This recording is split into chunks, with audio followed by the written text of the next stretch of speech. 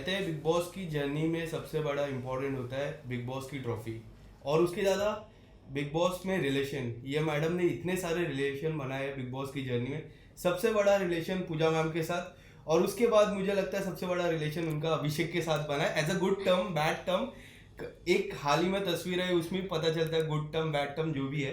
Baby का आपसे जानना चाहूँगा, इतने सारे रिश्ते आपने बनाए, मनीषा के साथ हो गए, पूजा मैम के साथ, साइरस जी और अभिषेक के साथ, ये जो सारे रिश्ते हैं, आप इस रिश्ते में थोड़े थोड़े बताइए किस तरह से थे ये सारे रिश्ते आपके लिए। मेरे लिए सबसे खास और अजीज साइरस सर और पूजा मैम थे और रहेंगे।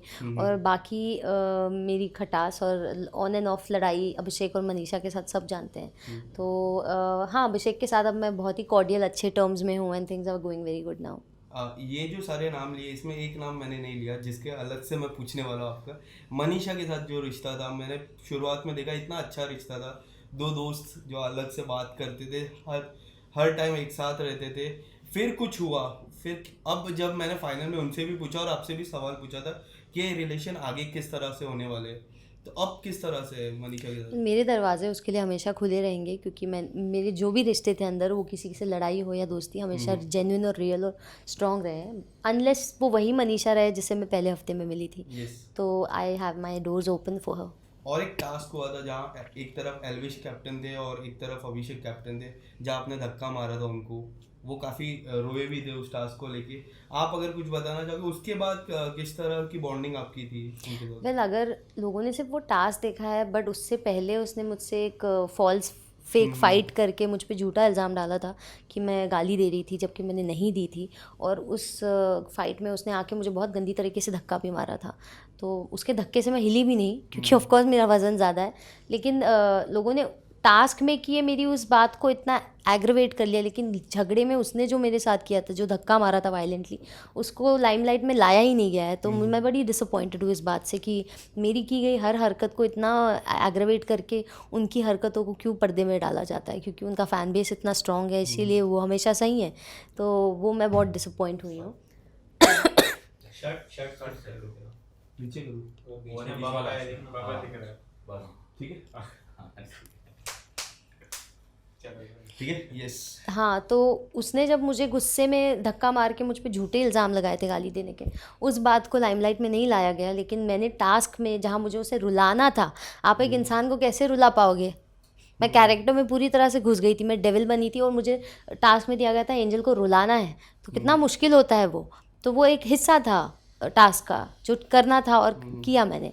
लेकिन उसने टास्क के बाहर एक गंदी सी लड़ाई मेरे साथ करके मुझ पे झूठे इल्ज़ाम भी लगाए किसी बात के, और मुझे बहुत बुरी तरीके से इंसल्टिंगली धक्का मारा गुस्से में, झगड़े में। वो चीज़ क्यों नहीं लाइमलाइट में आ रही है? वो वीडियो सर्कुलेट क्यों नहीं हो रहा है? लगता है जो 1 घंटे का जो एपिसोड बनता है उस पे ही जो आता है और उसके हाँ, हिसाब तो से उन्होंने एपिसोड में क्यों नहीं दिखाया कि मनीषा ने क्या किया? पॉइंट ऑफ व्यू हो जाता है। तो जो लाइव देख रहे हैं वो सच्चाई जानते हैं, वो आके मुझे क्वेश्चन नहीं करते। ये बात तो मनीषा की होगी। अब मैं अभिषेक की बात करता हूँ। एक था कि अभिषेक आपके पास आते, आप बोलते हो कि थोड़ा दूर रहो मुझसे, मुझे ये वक्त दूर रहना चाहिए, और तभी पूजा मैम भी उनको बोलते। तब क्या हुआ था अभिषेक के साथ, वो जानना चाहूँगा मैं। पर अभिषेक से मेरी लड़ाई शुरुआत से ही चल रही थी। मैं और वो अच्छे दोस्त थे, लेकिन फिर वो मुझे फेक अलर्ट में उसने मुझे फेक वोट कर दिया। तो मुझे बुरा लगा कि ये तो मेरा अच्छा दोस्त था, ये इनके रंग में रंग के क्यों मेरे साथ ऐसा बर्ताव कर रहा है। वो लोग बैठ के मेरे मेंटल हेल्थ पे बात करते थे, वो उसने उसमें भी हामी भरी, उसने भी मेरे मेंटल हेल्थ पे बात कर दी। फिर बाद में उनके साथ बैठ के मेरी बिचिंग करता था, मुझे बॉडी शेम करता था। तो ये सारी बातें कलेक्टिवली होते होते होते मैं इतना हर्ट हो गई कि अब फिर मेरे मन में उसके लिए एक बिटरमेंट आ गई थी। तो मैं चाहती थी इस इंसान से मैं दूर ही रहूँ। यस। और एल्विश की जब से एंट्री हुई, जो उनका खुद का ही वर्ड है सिस्टम, तो घर का सिस्टम, आपको लगता है कि कई हद तक उनके आने के बाद पूरा सिस्टम हिला? काफ़ी इक्वेशंस चेंज हुए घर में और एक्चुअली सिस्टम हिला। एल्विश की एंट्री के बाद बहुत डायनामिक्स चेंज हुए, तो वो बहुत स्ट्रॉन्ग कंटेंडर रहा। बट एक तरफ जब अभिषेक बोलते कि कोई भी वाइल्ड कार्ड जीतता नहीं है, और मुझे याद है जब फाइनल था उसके कुछ दिन पहले अगर एल्विश ने बोला था कि अगर मैं नहीं जीतता तो मैं चाहता हूँ अभिषेक जीते। जी, तो ये जो दोनों के जो पॉइंट ऑफ व्यू रहते काफी अलग है। अलग थे। आप अगर बताना चाहोगे दोनों के हिसाब से? काफी लोग कहते हैं, आज मैं देखता हूँ सोशल मीडिया पे काफी लोग कहते हैं कि नहीं नहीं जीतना चाहिए, अभिषेक ही जीतना चाहिए। बट आपका पॉइंट ऑफ व्यू क्या है? मेरा पॉइंट ऑफ व्यू मैं बताऊँ ना, अगर कोई व्यक्ति अपने हिसाब से कुछ अपने दोस्त को रखता है तो वो तो जीतना ही चाहिए। उन्होंने हार्ट भी जीते, ट्रॉफी भी जीती, काफी सारी चीज जीती। आपका पॉइंट ऑफ व्यू क्या है इस तरह की? वेल, एल्विश की पर्सनालिटी में एक बड़प्पन था, और पूजा मैम और मैं ऑलरेडी ये फोर्स कर चुके थे कि वो जीत सकता है, बट अभिषेक में थोड़ा एरोगेंस आ गया था वक्त के साथ, और वो दिख कर आ रहा था एरोगेंस। बिग बॉस ने भी पिन पॉइंट कर दिया था उसको।